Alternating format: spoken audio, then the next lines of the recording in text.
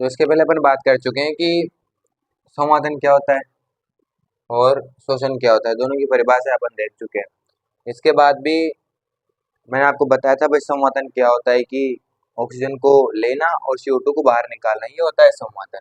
दूसरी बात, ऑक्सीजन की उपस्थिति में ग्लूकोज के अणुओं का विखंडन या ऑक्सीकरण जब अगर होता है उसको कहते हैं शोषण।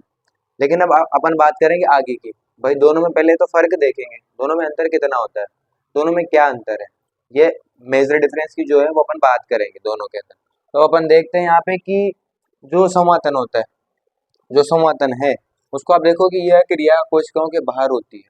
भाई संवर्धन जो है कोशिकाओं के बाहर होती है, कोशिकाओं के बाहर, कोशिका का मतलब है कोशिका के अंदर जाना, बाहर का मतलब ये इसका एक निश्चित मार्ग है, वहां से गया और वापस आ गया। लेकिन जो शोषण होता है यह क्रिया कोशिकाओं के अंदर होती है, मतलब कोशिकाओं के भीतर होती है, मतलब फेफड़ों तक ऑक्सीजन जाती है, वहां से अवशोषित की जाती है और सभी कोशिकाओं तक पहुंचाई जाती है। उसके बाद में क्या होता है, ऑक्सीकरण होता है ग्लूकोज का और वहां पे शोषण हो जाता है। उसके बाद में संवर्धन को देखिए आप, सेकंड पॉइंट, इसमें किसी भी एंजाइम की आवश्यकता नहीं होती है। भाई अगर अपन श्वास ले रहे हैं, जैसे कि अपन श्वास ले रहे हैं, ठीक है, अपन श्वास लेते रहते हैं, तो उस समय अपन को किसी एंजाइम की आवश्यकता थोड़ी है। जैसे मान लो कोई एंजाइम थोड़ी कोई अपन को इंजेक्ट नहीं किया या किसी शरीर से नहीं निकला एंजाइम, तो अपन को जब भी अपन श्वास लेते रहते हैं, नॉर्मल ब्रीथिंग करते हैं, तो हमें किसी एंजाइम की आवश्यकता नहीं पड़ती।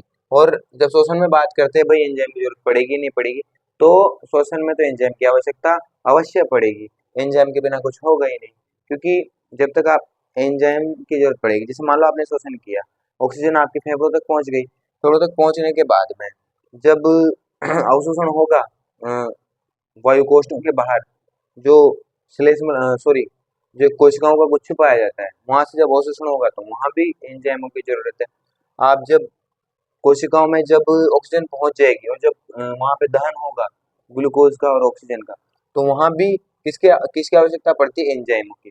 तो इसलिए श्वसन में एंजाइम की आवश्यकता पड़ती है। उसके बाद में पॉइंट नंबर 3, ब्रीथिंग में देखते हैं अपन, इस क्रिया में ऊर्जा उत्पन्न नहीं होती है। तो आप देखिए कि एक नॉर्मल चीज है ब्रीथिंग, कुछ भी नहीं हो रहा, अपन ने सांस लिया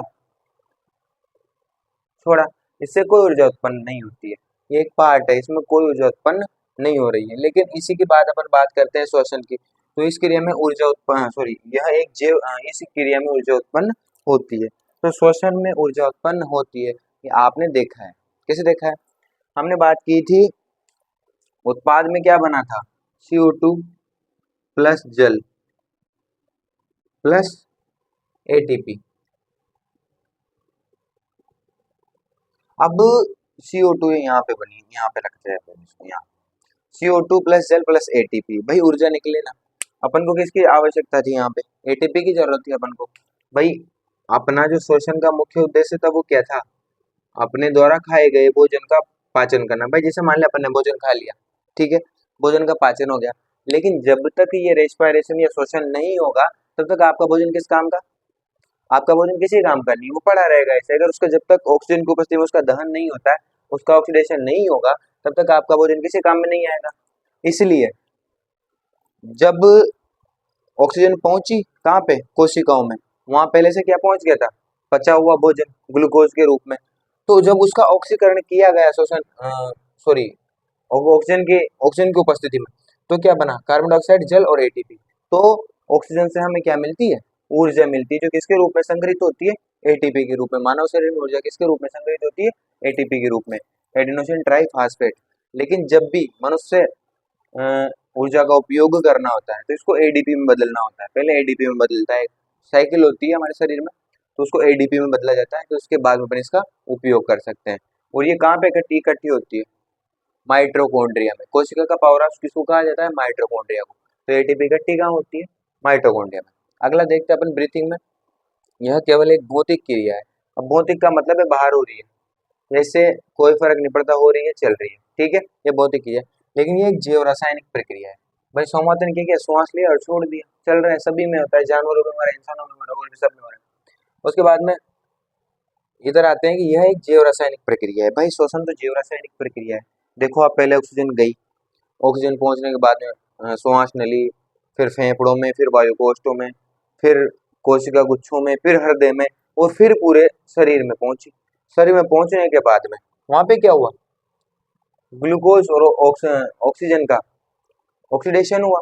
ऑक्सीडेशन में अपने पास CO2 निकला, जल निकला और ATP निकली। तो ये तो जैव रासायनिक प्रक्रिया है। अगले पे आ जाता है, इसमें ऑक्सीजन का अंतर्ग्रहण किया जाता है और कार्बन डाइऑक्साइड का बहिक्षेपण किया जाता है। भाई ब्रीथिंग में क्या होता है, ब्रीथिंग में अपन पहले भी बात कर चुके हैं कि ब्रीथिंग में सिर्फ ऑक्सीजन को लिया जाता है और कार्बन डाइऑक्साइड को बाहर निकाला जाता है। ठीक है, इसके अलावा इसमें और कुछ भी ऐसा नहीं है, बस इसमें है कि ऑक्सीजन लिया और कार्बन डाइऑक्साइड को बाहर निकाल दिया। लेकिन वो कार्बन डाइऑक्साइड कहाँ से रही है वो अपन आगे बात करेंगे, इसके आगे अभी जस्ट करने वाला है। अब इसमें देखो लास्ट पॉइंट है, इसमें ग्लूकोज का ऑक्सीकरण होता है एवं कार्बन डाइऑक्साइड ऊर्जा निकलती है। ग्लूकोज का ऑक्सीकरण कैसे होता है आपने भी देखा और मैंने भी देखा, जब ऑक्सीजन की उपस्थिति में ग्लूकोज का ऑक्सीकरण होता है तो कार्बन डाइऑक्साइड ऊर्जा और जल भी तो निकलता है ना, जल भी निकला था। तो ये कैसा है, ये इसके समान बिल्कुल सामान्य नहीं है, एक एक्स्ट्रा ऑर्डिनरी चीज है जो कि यहाँ पे हो रही है। तो श्वसन में मेजर डिफरेंस थे जिनकी हमने बात की।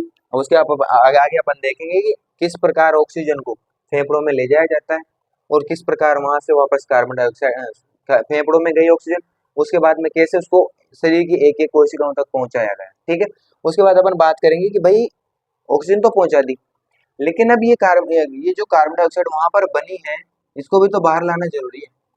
भाई इसको भी तो बाहर लाएंगे, इसको बाहर कैसे लाते हैं वो भी अपन देखेंगे। अभी जस्ट आप इसको लिख सकते हैं, प्रकार से होता है पूरा काम। तो देखते हैं, सबसे पहले जो वायु होती है जब हम ब्रीथिंग कर रहे होते हैं तो किसके द्वारा पहुंचती है, नासा मार्ग के द्वारा। नासा मार्ग, नासा में हमारी नाक मतलब सबसे बाहरी आवरण, श्वसन श्वसन तंत्र का सबसे बाहरी आवरण, इसको बोलते हैं नासा मार्ग।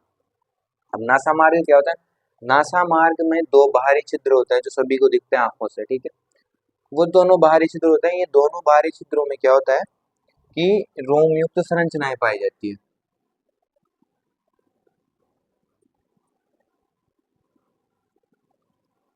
रोम युक्त संरचनाएं, रोम युक्त संरचनाएं पाई जाती है दोनों में।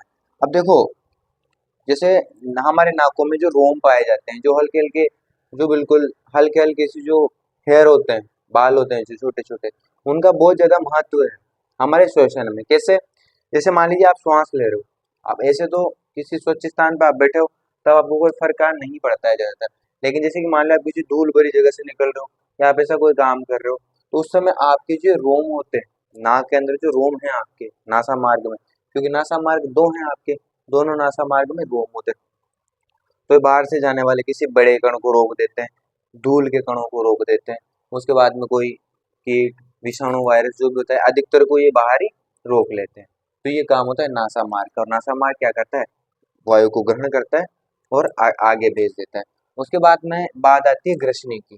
अब देखो ग्रसनी का बहुत महत्वपूर्ण कार्य है, इसका कैसे, क्योंकि ये पूरे शरीर में एक ही है जो दोनों काम करती है, ये श्वसन में भी सहायक है और पाचन में भी सहायक है। पाचन भी ग्रसनी के बिना असंभव है और श्वसन भी इसके बिना असंभव है। वो कैसे, क्योंकि क्या होता है, जैसे ये श्वास नली जो है इसके ऊपर यहाँ पे एक जैसे सूर्य यंत्र के पास में ही एक ऐसा जैसे इसको ऐसे मान लेते हैं, ऐसे ऐसे। ठीक है, होता क्या है, जो ग्रसनी है भोजन के लिए और श्वसन के लिए, दोनों के लिए ग्रसनी उपयोग में ली जाती है थोड़े मार्ग तक। ठीक है, फिर उसके बाद में श्वसन मार्ग को अलग डिवाइड कर दिया जाता है और ये पाचन के अलग अलग चला जाता है। जैसे आपने बहुत सी बार देखा होगा, जैसे खाना खाते खाते जोर से खोल खोल खोल खोल जैसे खांसी चलने लग जाती है, वो क्या होता है, या तो कोई खाना या किसी और चीज का टुकड़ा अपने श्वास नली में प्रवेश कर जाता है। किसमें प्रवेश कर जाता है, इस श्वास नली में। तो यहाँ पे एक ढक्कन होता है, ठीक है, एपिग्लोटिस जिसको बोल सकते हैं, एपिग्लोटिस एक कपाट होता है। ठीक है, ये कपाट होता है एक। तो ये क्या करता है, जैसे मान लो खाना आया, इसको पता है खाना आ रहा है तो खाने को तो इधर भेज देगा। ठीक है, खाना आ रहा है, खाने को इधर भेज देगा। अब जैसे आपने देखा होगा कि अभी आप देख लीजिए, हैंड टू हैंड अभी करके देख लीजिए, जैसे अपन पानी पीते हैं तो वैसे अपनी सांस रुक जाती है, क्यों रुक जाती हो? क्योंकि ये जो इपिग्लोटिस होता है ये श्वास नली को बंद कर देता है ताकि पानी उधर ना जाए, वरना आपकी बहुत सारी परेशानी हो सकती है, आपको बहुत सारी परेशानियों का सामना करना पड़ सकता है आपको। इसलिए जो इपिग्लोटिस होता है ये इस श्वसन मार्ग को बंद कर देता है। तो ये जो ग्रसनी होती है ये आधे मार्ग तक किससे जुड़ी होती है? श्वसन मार्ग से। तो ये बंद कौन करता है इसको? इपिग्लोटिस होता है। इपिग्लोटिस क्या करता है? जब भी अपन खाना खाते हैं तो श्वास नली को बंद कर देता है। जो जैसे श्वास नली को बंद कर देता है तो खाना अपने आमाशय में पहुंच जाता है, ग्रसनी से होता हुआ आमाशय में पहुंच जाता है। जब अपन श्वास लेते हैं तो श्वास में तो आमाशय में हवा जाए कोई दिक्कत ही नहीं, है ना? तो जब भी अपन खाना खाते हैं तो तो एक बात ध्यान रखनी है अपन को कि भाई ग्रसनी श्वसन और पाचन दोनों में क्या सहायक है, और ये दोनों कार्य करती है, भोजन को भी ले जाती है और वायु को भी लेके जाती है। अब अगली बात करते हैं स्वर यंत्र की। भाई ग्रसनी का काम क्या है? वायु का परिवहन। इसमें लिख सकते हैं अपन ग्रसनी का काम क्या है? वायु का परिवहन। वायु का परिवहन, ठीक है, ये अपन इसमें लिख सकते हैं। उसके बाद में बात करते हैं स्वर यंत्र की। अब देखिए स्वर यंत्र हमारे कंठ और जो श्वास नली है उसको जोड़ने का काम करता है। क्या करता है ये? श्वास नली और कंठ दोनों को जोड़ने का काम करता है स्वर यंत्र। और इसके अलावा भी बहुत सारी चीजें करता है। हमारी श्वास नली की सुरक्षा करता है, हमें बोलने में मदद करता है, और भी ऐसे बहुत सारे कार्य जो श्वास यंत्र के द्वारा किए जाते हैं। उसके बाद बात आती है श्वास नली की। ये जो श्वास नली ये अब यहाँ से होता है अपना प्रमुख श्वसन तंत्र स्टार्ट। भाई श्वास नली, अब देखो ये श्वास नली यहाँ पे क्या था? एपिग्लोटिस, ये जो क्या करता है सिर्फ वायु को ही अंदर आने देता है। लेकिन बाई चांस बहुत सी बार क्या होता है एक साथ जब अपन कुछ कर रहे होते हैं तो माइंड प्रोसेस नहीं कर पाता चीजों को, तो बहुत सी बार अपने कण अंदर चला जाता है, तो उनको बहुत तेज खांसी होती है, बहुत तेज खांसी होती है, बहुत तेज खांसी हो जाती है। जब एपिग्लोटिस बहुत सी बार खुल जाता है फिर अपन को ऐसे कुछ ऐसे करते हैं, पानी पीते हैं, तो उससे क्या हो थोड़ी शांति मिल जाती है। अब उसके बाद अब अपना होता है स्टार्ट। भाई स्वर यंत्र क्या कार्य करेगा इसमें भी लिख दो। कंठ और श्वास नली को जोड़ना।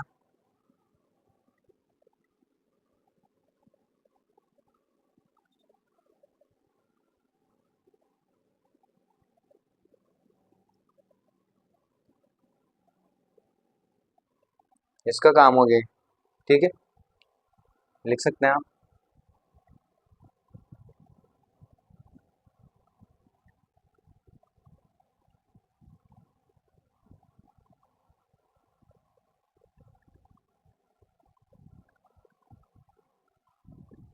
अब देखो अब आगे बात करते हैं श्वास नली की। तो जो श्वास नली होती है ये क्या करती है? ये स्वर यंत्र और श्वसनिकाओं को जोड़ने का काम करती है। कौन? श्वास नली। अब देखो श्वास नली की जो है लंबाई, इसकी लंबाई होती है 11 सेंटीमीटर श्वास नली की। लेकिन इसमें क्या होता है ना, अभी जैसे हम श्वास ले रहे होते हैं तो हम कभी ये नहीं सोचते कि ऐसा तो नहीं है कभी ये चिपकी जाए, ये चिपकती क्यों नहीं है? इसका भी बहुत बड़ा कारण होता है। तो उसमें उपास्थि हाँ उपास्थि संरचना पाई जाती है। अब उपास्थि का मतलब क्या है?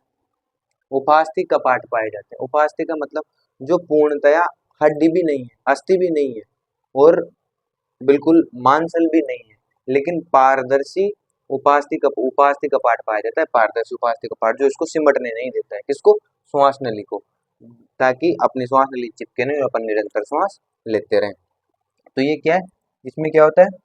श्वास नली में उपास्थि कपाट पाए जाते हैं, मतलब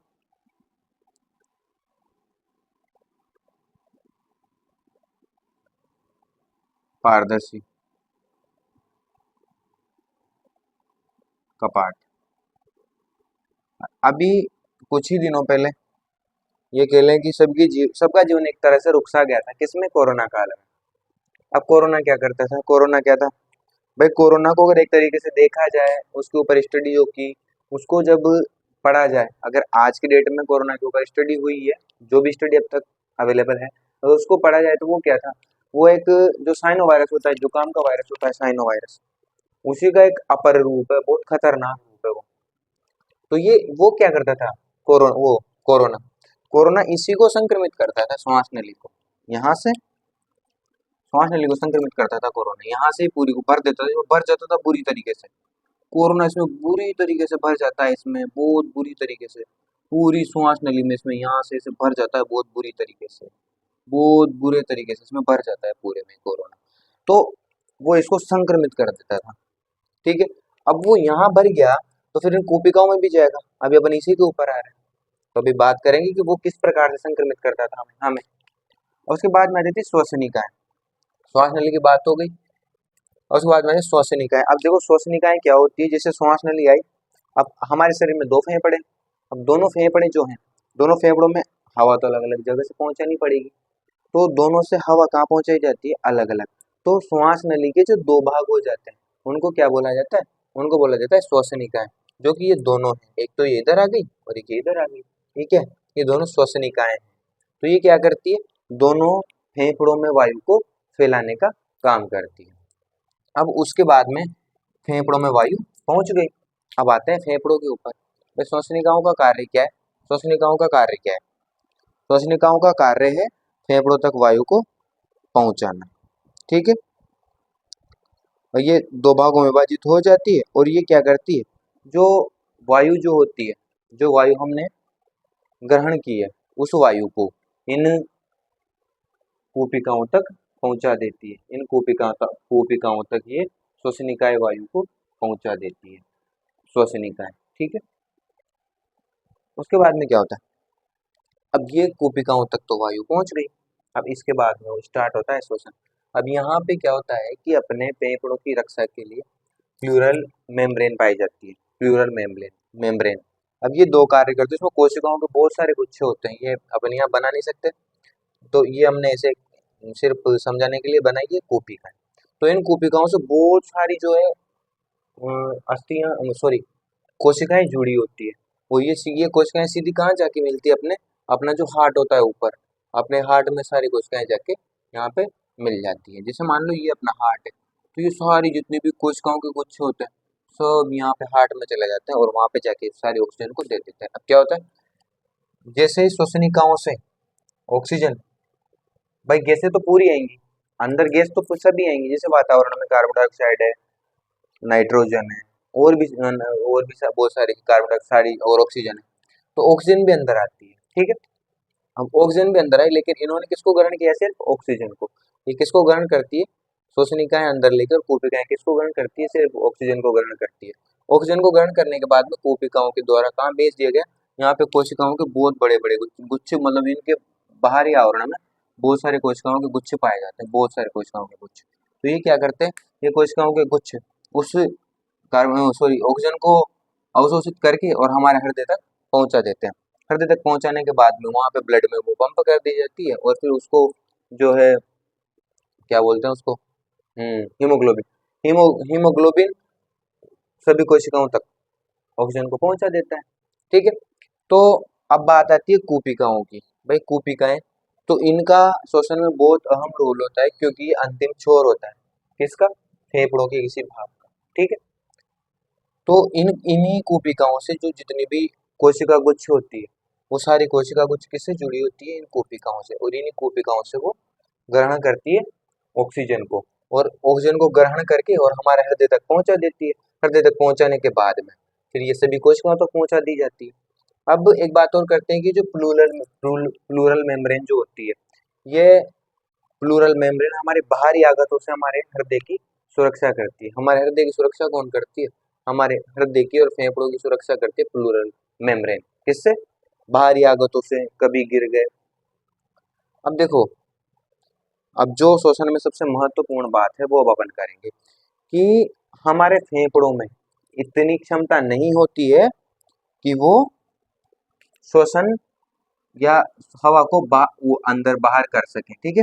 हमारे फेफड़ों की इतनी क्षमता नहीं है कि वो ऑक्सीजन ले सके और उसको बाहर भेज सके, लेकिन वो काम कौन करता है, डायाफ्राम करता है।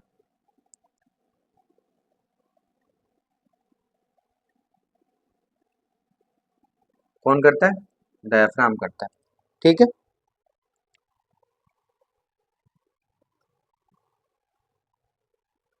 डायफ्राम करता है। अब ये कैसे करता है, देखिए, जब भी हम श्वसन को बाहर निकालते हैं तो डायफ्राम नीचे बैठ जाता है, सॉरी ऊपर आ जाता है, लेकिन हम जैसे ही श्वास लेंगे तो डायफ्राम नीचे बैठ जाता है। तो हमारे फेफड़े श्वसन नहीं करते, ये डायफ्राम दबाव देता है, तब हम श्वसन कर पाते हैं। अगर डायफ्राम नहीं होगा ना तो हम श्वास नहीं कर सकते, हम 1 मिनट भी जीवित तो नहीं रह सकते बिना डायफ्राम के। अब जैसे बहुत सी बार क्या होता है, आपने देखा होगा, जो गर्भवती महिलाएं जो होती है, जितनी भी गर्भवती महिलाएं होती है, जैसे आप बोलोगे कि सर गर्भवती महिलाओं में तो मतलब जब बच्चे का एक 5 या 7 से 8 महीना होने के बाद में डायफ्राम तो काम करना बंद कर देगा। फिर जो गर्भवती महिलाएं वो कैसे काम करती है, तो उनमें ये काम जो अपनी पसलियां होती है वो पसलियां करने लग जाती है। फिर अगर उस समय मगर किसी गर्भवती महिला की अगर पसली टूट जाती है तो वो क्या हो सकता है, वो उसकी जान जा सकती है। अगर ऐसे समय में गर्भवती महिला की अगर पसली टूट जाती है तो उसकी जान जा सकती है। अब बहुत सी बार आपने देखा होगा कि जैसे मान लो कोई व्यक्ति छत से किसी छत पे क्या काम कर रहा है कुछ भी, वो बहुत से बार गिर जाता है, तो अगर गिर जाता है ना तो उसके ना ब्लड निकलता है ना कुछ होता है, लेकिन फिर भी वो मर जाता है। क्या होता है, डायफ्राम खत्म हो जाता है उसके गिरते ही। जैसे पीठ के बल गिर गया, डायफ्राम खत्म। जब डायफ्राम खत्म होते ही और श्वास ले नहीं सकता, श्वास नहीं ले सकता तो फिर क्या ही कर लेगा वो, क्योंकि पानी के बिना इंसान शायद 8 से 10 दिन जीवित रह सकता है, खाने के बिना 2 से 4 महीने रह लेगा, लेकिन श्वसन के बिना 2 से 3 मिनट लास्ट है। तो अगर डायफ्राम खत्म हो जाता है आपका तो आप कुछ भी नहीं कर सकते ना आप श्वसन कर सकते हैं। तो ये महत्वपूर्ण बात थी, इसको आप जरूर ध्यान रखिएगा और नोट कर लीजिएगा। भाई डायाफ्राम जो है यही दबाव डालता है श्वसन को गैस लेने के लिए और बाहर निकालने के लिए, वरना हमारे फेफड़ों में इतनी शक्ति नहीं होती कि वो श्वसन ऑक्सीजन ऑक्सीजन या कार्बन डाइऑक्साइड को खींच ले और बाहर निकाल दे। इतनी जो है हमारे फेफड़ों में क्षमता नहीं होती है। ये काम होता है डायाफ्राम का, जो ऑक्सीजन को अंदर खींचता है और गैसों को अंदर खींचता है और वापस गैसों को जो शोषण के बाद आती है बच के, उनको वापस बाहर निकालता है। ये काम डायफ्राम का होता है। अगर किसी का डायफ्राम टूट जाए तो किसी काम का नहीं रहेगा, उसकी मृत्यु निश्चित है।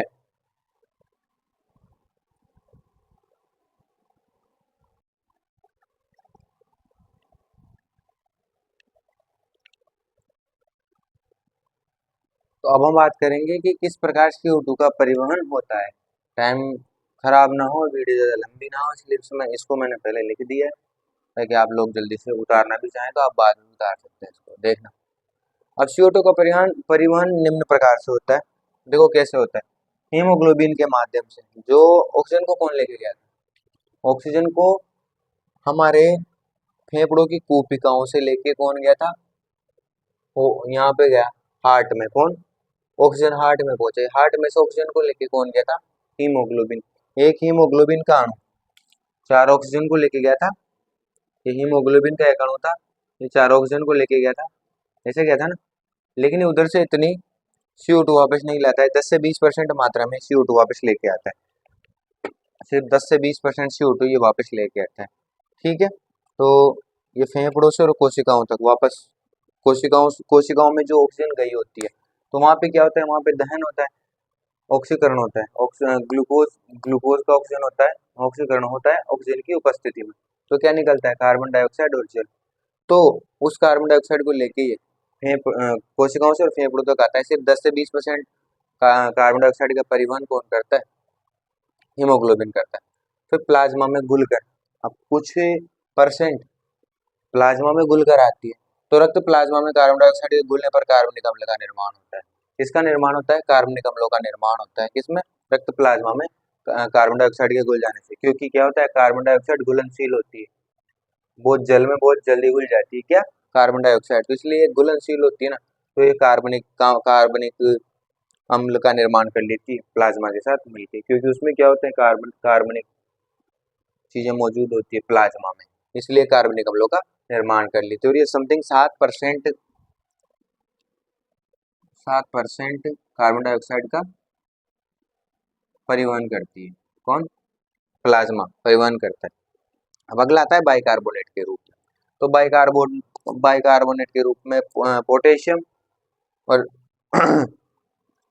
जो आप देख पा रहे हैं, पोटेशियम और सोडियम जो दोनों होते हैं, ये दोनों क्या करते हैं, बाइकार्बोनेट जो प्लाज्मा में जो कार्बोनेट पाए जाते हैं उनसे अभिक्रिया करके सोडियम कार्बोनेट और पोटेशियम कार्बोनेट बना लेते हैं और फिर वहां से वापस उसको लेकर फेफड़ों तक आ जाते हैं। किसको? कार्बन डाइऑक्साइड को।